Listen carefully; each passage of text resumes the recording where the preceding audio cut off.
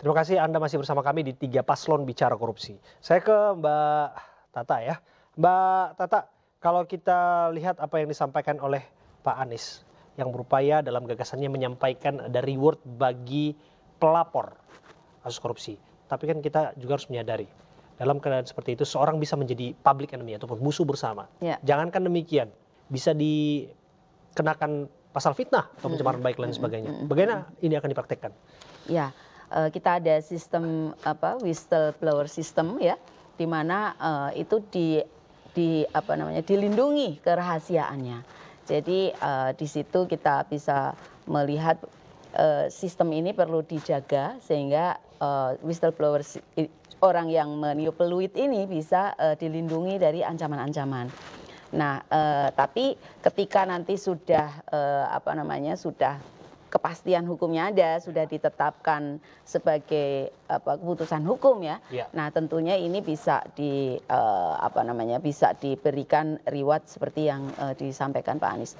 Dan juga kan reward ini kan juga ada hal-hal yang praktek-praktek baik misalnya ya, yang untuk jadi bukan hanya sekedar whistleblower system, tapi juga misalnya praktek-praktek baik dari penyelamatan aset negara, misalnya seperti itu ya, yang lebih friendly lah gitu. Saya menyoroti tadi apa yang disampaikan oleh Pak Ganjar, tapi saya ingin Anda menanggapinya soal bahwa KPK jangan dijadikan alat kekuasaan. Ya, itu memang yang penting sekarang itu seperti itu ya, karena kita melihat bahwa saat ini memang KPK ini banyak dijadikan alat bagi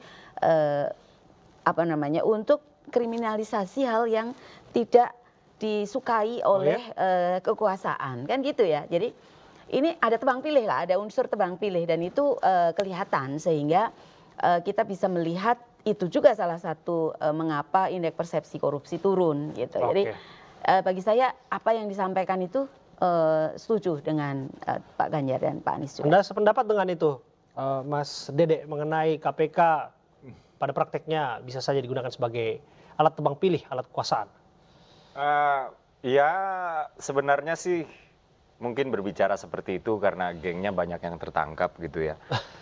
Geng yang mana nih? Gengnya kubu saya juga nggak tahu lah. Satu atau tiga ini? Yang berbicara seperti itu. Tapi yang pasti kan kayak begini ya. Pak Prabowo dan Mas Gibran, Pak Prabowo dan Mas Gibran adalah satu-satunya paslon yang tidak ada di antara keduanya yang pernah berurusan sama KPK. Gitu, sehingga ya mungkin dimunculkan persepsi seperti ini ya kita maklum juga sih. Tapi kami nggak sependapat ya bahwa KPK itu dijadikan alat kekuasaan dan lain-lain gitu ya. Dan buat kami kalau nggak mau ditangkap ya jangan korupsi gitu. Jadi jangan mengaku korban gitu. Korban dari korupsi adalah orang miskin, bukan orang yang ditangkap dan jadi tersangka. Kurang lebih seperti itu. Mbak Tata. Ya, jadi ada dua sih sebenarnya. Yang pertama itu berurusan dengan KPK itu tidak berarti bersalah. Ya, itu kan makanya kenapa tadi ada KPK sebagai alat politik untuk menggebuk ya.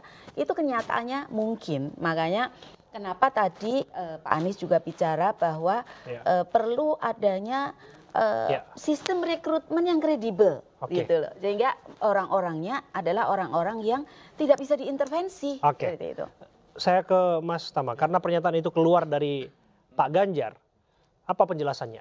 Ya sebetulnya bahasanya itu jangan sampai ya, kata-kata jangan sampai itu yang kemudian harus kita pegang. Jadi jangan sampai kemudian hukum dijadikan alat untuk mengganggu politik.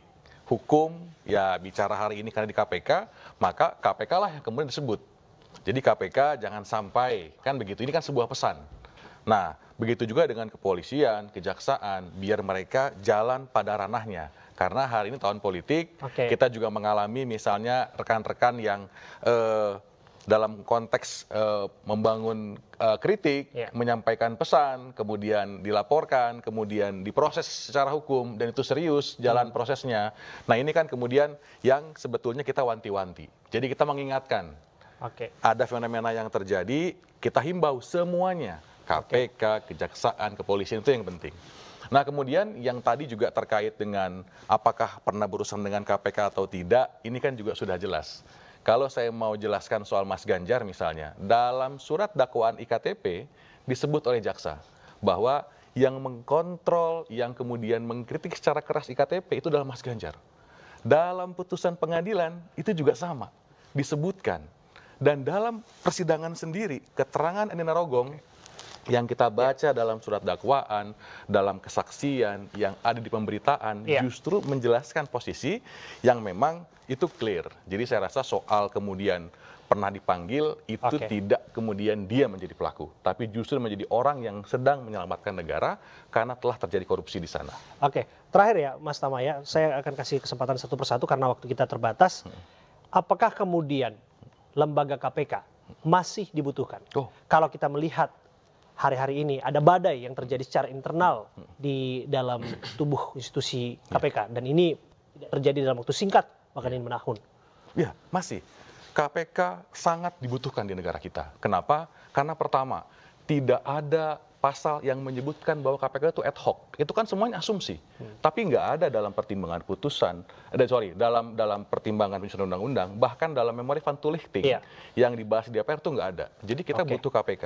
Yang kedua, kita ini KPK ini dalam situasi yang masuk dalam peta dunia pemberantasan korupsi. Jadi kita butuh KPK sampai kapanpun. Karena ujung dari pemberantasan korupsi itu adalah kesejahteraan. Kalau negara kita belum sejahtera, maka kita butuh KPK. Poinnya ada di sana. Mas Dede, apakah kita masih butuh KPK? Kalau iya, bagaimana mengembalikan marwahnya? Tentu kita masih sangat butuh KPK ya. Tapi tadi yang Pak Prabowo tekankan ketika membicarakan soal pembenahan sistemik, itu Pak Prabowo fokus kepada pencegahan. Bukan tangkap-tangkap, tapi sebenarnya selalu ada. Jadi tinggal tangkap yang mana aja terserah, padahal kasusnya nggak berhenti-berhenti. Bukan kasusnya, kejadian-kejadian korupsi itu nggak berhenti-berhenti gitu. Nah, untuk pencegahan ini KPK ya kalau misalnya menurut Prabowo Gibran di dalam buku dokumen Astagita itu harus menjadi center of excellence gitu. Jadi bukan hanya diperlukan, tapi juga diperkuat, terutama dalam bagian pencegahan. Dan Pak Prabowo juga di dalam Astagita itu mengatakan bahwa dalam wujud Center of Excellence-nya KPK itu wajib menjadi referensi untuk ketika anti korupsi, pendidikan anti korupsi itu masuk kurikulumnya ke dalam pendidikan formal. Kurang lebih seperti itu. Mbak Tata, Anda sependapat? Ya, perlu diperkuat. Tadi juga Pak Anies menyatakan bahwa KPK ini perlu diperkuat bukan hanya soal perubahan peraturannya, tetapi juga bagaimana dalam pelaksanaannya juga perlu diperkuat sehingga KPK ini bisa kembali seperti di awal-awal pembentukannya dulu, di mana orang-orangnya itu adalah orang-orang yang kredibel dan menjaga marwah. Seperti itu ya. Baik, terima kasih Mbak Tata Ujiyati, juru bicara Timnas Anies Mohaimin. Terima kasih Mas Dede Prayudi, juru bicara TKN Prabowo Gibran. Dan Mas Tama Langkun, juru bicara TPN Ganjar Mahfud. Ketiganya sudah hadir menemani saya, Abraham Silaban, dalam acara 3 Paslon Bicara Korupsi. Dan kami ucapkan terima kasih kepada Anda yang menyaksikan. Mirsa, mewakili kerabat kerja yang bertugas, saya pamit undur diri. Selamat malam, sampai jumpa.